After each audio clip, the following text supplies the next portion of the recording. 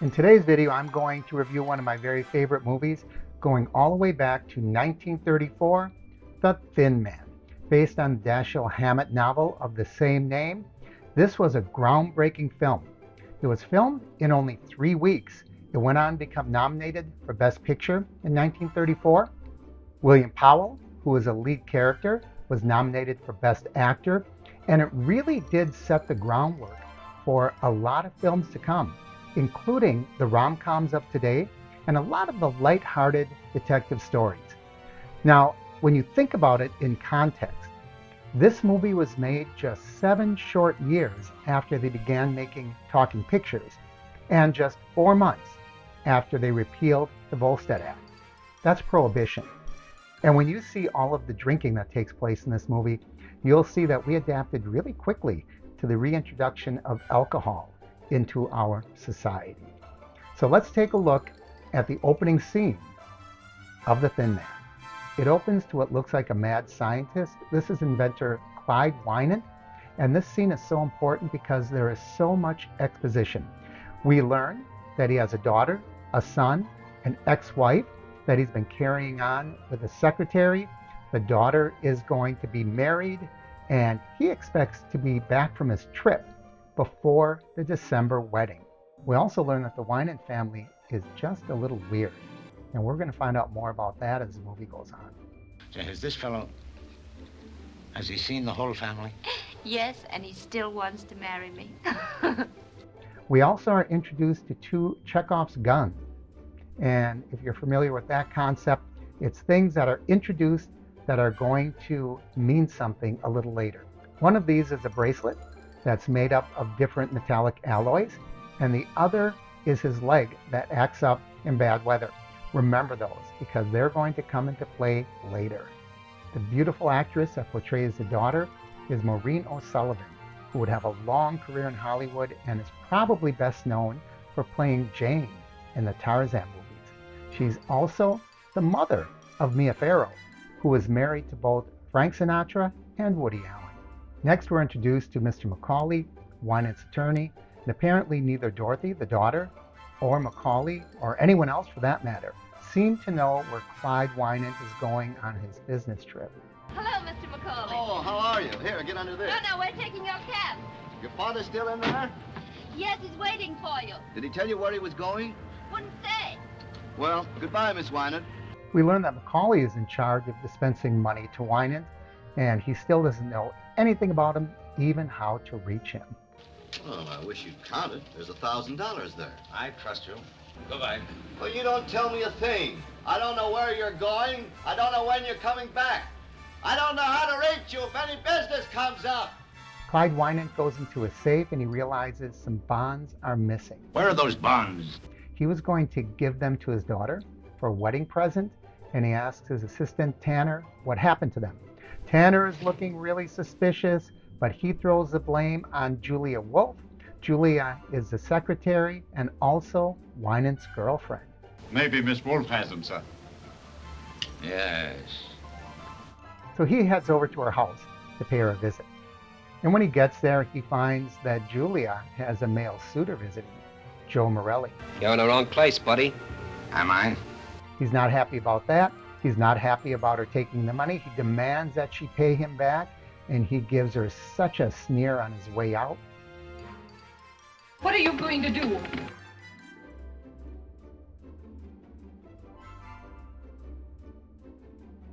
The actor who portrays Clyde Winant, Edward Ellis, was born in 1870. That's only 5 years after the end of the Civil War. He was 12 years old when the gunfight at OK Corral took place. So he came up acting in silent movies in the theater where you had to exaggerate your facial expressions in order to convey the story. And I think that comes through in this scene where he makes that grimacing scowl. Now, he's pretty good in the rest of the film, but that one time, his acting history kind of comes through. Then we cut to a nightclub scene where we hear Dorothy and her fiance talking about Clyde being missing. And she's concerned that he's going to miss the wedding. And over at the bar, we see a gentleman that is teaching the bartenders how to mix a cocktail, and he's comparing the way you shake the cocktail to different rhythms to dances. The dry martini you always shape to waltz time. And we find out that this is not the bar manager, but it is Nick Charles. Dorothy sees Nick and she approaches him. Nick assumes that she's a woman, maybe trying to flirt with him, but he soon finds out that she is Clyde Winant's daughter. Nick was hired at one point by Winant years ago in his capacity as detective. He's no longer a detective. He is now a man of means because he got married to a wealthy woman.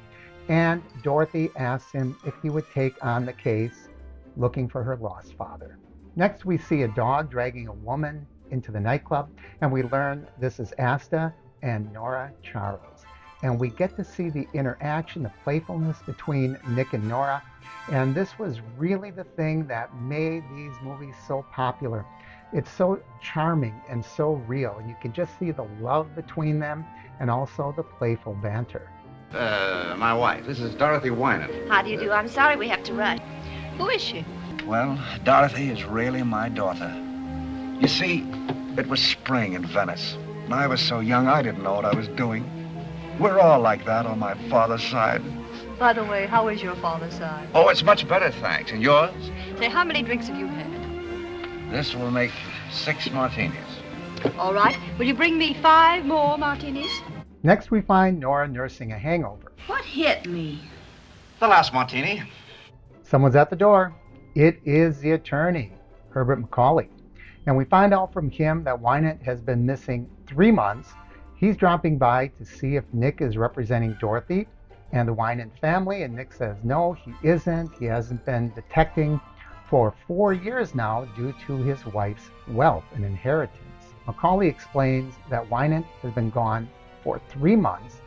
He has no way to contact him. His only communication is through Julia, the secretary and girlfriend.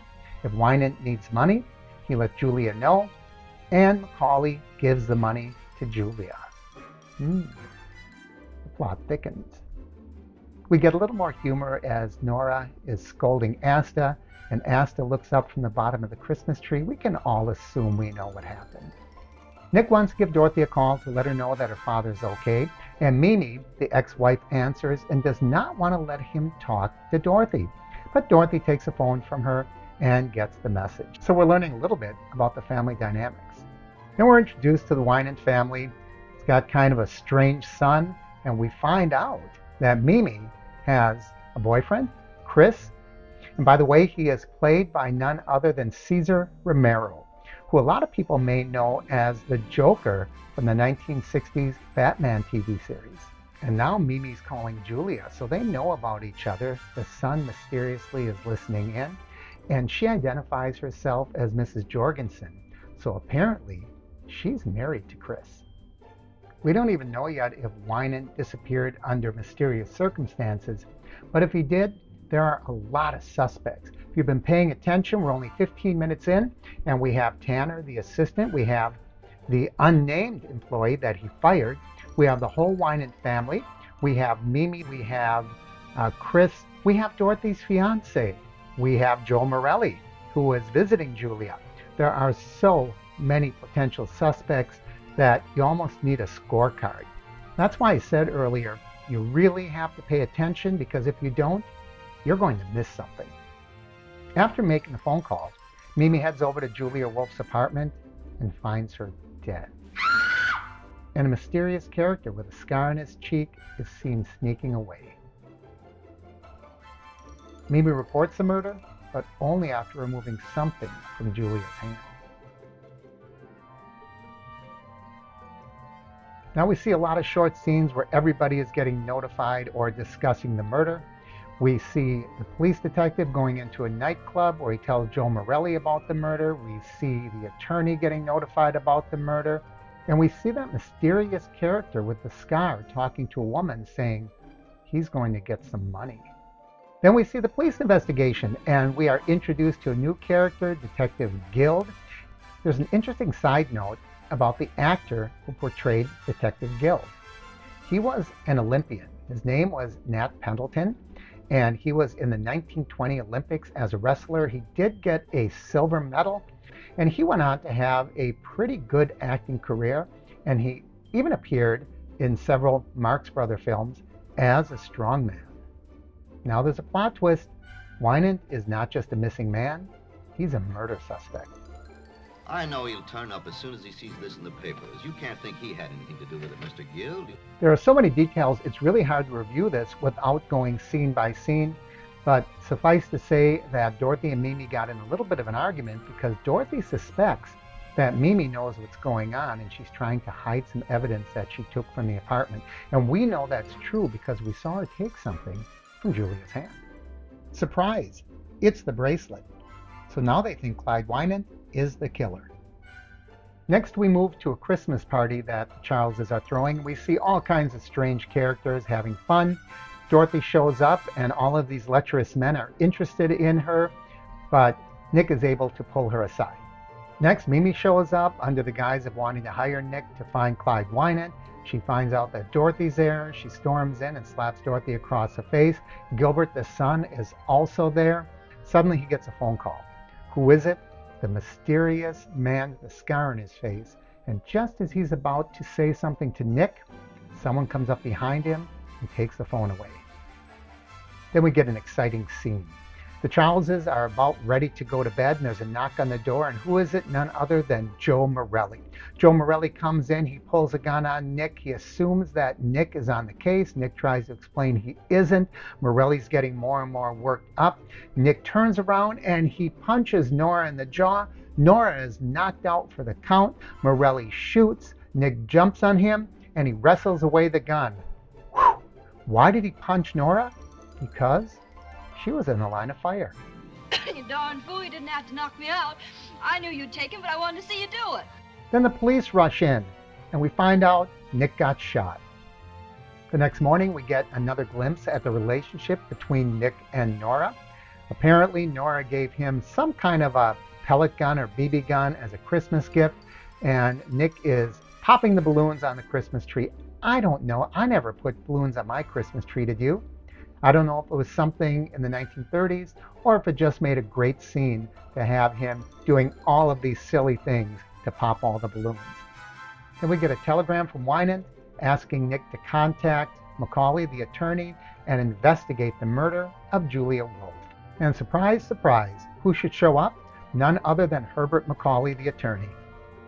A common theme in these movies is Nora is so enchanted with Nick. She never got to see him in his detective capacity, and she tries to convince him to take the case. And finally, halfway through the movie, Nick decides, I'm going to get to the bottom of this.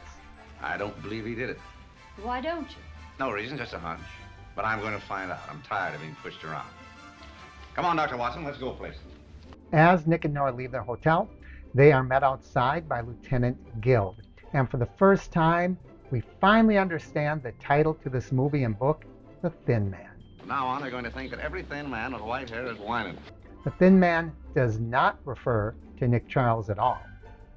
The Thin Man refers to Clyde Wynant. Now we find out a little more about the mysterious man with the scar on his cheek. His name is Nunheim, and he is a police informant. What about Nunheim? Oh, he's all right. We know all about him. He does a little stooling for us once in a while. They go to question Nunheim. He sneaks away on them, and he makes another mysterious phone call. They all head over to the Wynant home, and Mimi finally shows Guild what she took. I took it from her hand. Guild assumes, well, if Clyde Wynant's bracelet was there, Clyde Wynant was there, and the manhunt is on for their suspected murder. Well, I guess that cinches it, eh, Charles? He killed them both, the Wolf girl and Nunheim. Nick heads down to Clyde Wynant's shop, and with the help of Asta, he uncovers some freshly poured concrete. He digs it up, and in there he finds a body. The police are called. They're looking at the remains. Must have weighed 250 pounds if he weighed an ounce. Here's something. Rubber tip. Must have been lame. Who wouldn't be carrying all that weight around? And of course his leg was bad carrying that kind of weight, which I think was interesting because today a 250-pound man wouldn't be considered all that big or all that fat. So it shows you how out of shape our society is today. So Gil puts it together. There was a heavy-set man that once had a dispute with Winant. It's an open book. Wynant killed this guy and planted him here. Julia knew about it, so he killed her. And Nunheim caught him at that, so he bumped him off. Nick goes down to the coroner and he looks at the x-rays and finds that there was a piece of shrapnel in the man's leg. And he starts putting two and two together. And Nick tells Nora that it was Winant that was dead in the shop. That was his body that was down there. Darling, you'd better lay off that liquor. Well, that's a fact. Winant's body? Yep. And now comes the exciting conclusion, something that's become standard, almost a cliche. With the help of the police, Nick is gathering all the suspects together at a dinner party, and it's against their will. The police are forcing most of them to come to this party. And it's a long scene, but a very funny scene, because as he names every person, they suspiciously look up, and he's not even accusing them. He's going to ask them a question or ask them how their dinner is. Tanner. Oh, I'm so sorry, Tanner. Don't you want some wine? It plays out really, really well. And we finally find out who the murderer was. You're driving me crazy. Oh, now let me see. Where was I? So if you don't want to know, if you want to watch the movie yourself, you can stop the video here. But if you do want to know, let's take a look. You ought to know very well that he's not going to take any chances on you. What do you want to do? Be next on his list? Why, you dirty little... Well, there's your murderer. Macaulay. Macaulay? That's right, it was Macaulay the attorney all along. But this is not the end of the story by any means. In the final scene, we find Nick and Nora on a train heading back to San Francisco where they lived. And the next movie is going to pick up right here where this movie leaves off. And I think this is a really interesting scene. It's kind of an eye-opener. You have to remember, this was 1934. And when Nora takes off her robe, well, I think the audience got quite an eyeful, especially for 1934. This was going to spark a series of films, very popular in the 30s and the 40s. What was interesting is we know now that the Thin Man, that term, referred to Clyde Winant, the victim. But for whatever reason, when they made the subsequent movies, they started referring to the Thin Man as Nick Charles. They had things like Another Thin Man, The Thin Man Goes Home, that sort of thing. Why they did that, I don't know, unless it was just a connection in the mind of moviegoers in the 30s and 40s. I hope you enjoyed this visit, this look at The Thin Man. As always, I encourage you to like, share, and subscribe. And I'll see you here next time. So long, everyone.